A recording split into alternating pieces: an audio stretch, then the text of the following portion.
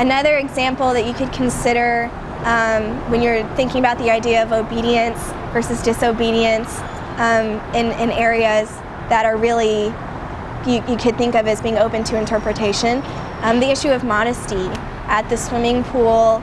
A lot of women will wear two pieces, and then others will wear one pieces, and one pieces, I feel like at this point in our culture, are really considered almost like Amish, like you're weird if you wear a one piece.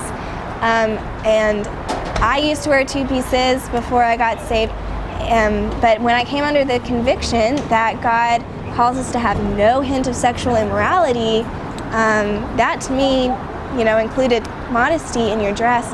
And so I wear one piece at the pool, and I think a lot of times for even well-meaning Christians and really any woman in our culture, it's easy to look at a woman in a one piece and think, oh, this poor girl, she is ashamed of her body, she has no freedom, I hear a lot of people say, but you have a cute body, why don't you wear a two-piece and show it off? Why are you covering up? So it's assumed if you wear a one piece, you're embarrassed of your body, and that's a negative thing.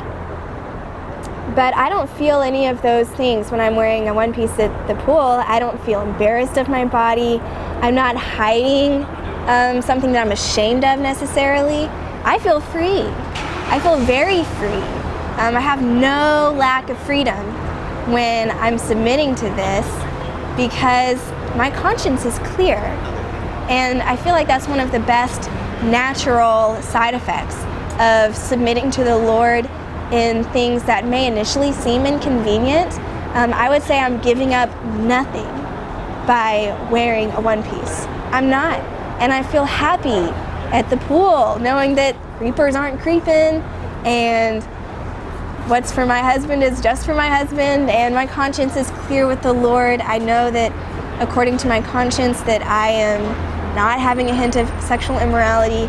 And it's the same with head coverings, If your conscience is wrestling over it, man, give yourself peace of mind and just obey.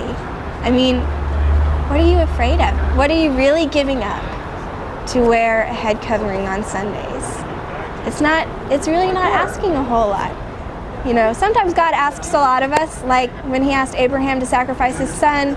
I don't really feel like wearing a head covering is quite on that level. I feel like it's kind of a petty thing to dig your heels in about. Maybe don't. I don't know. That's maybe insulting to call it petty.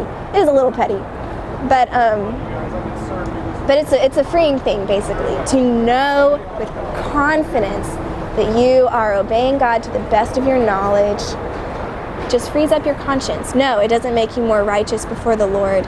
We have Christ to thank for that always, but it does free up your conscience.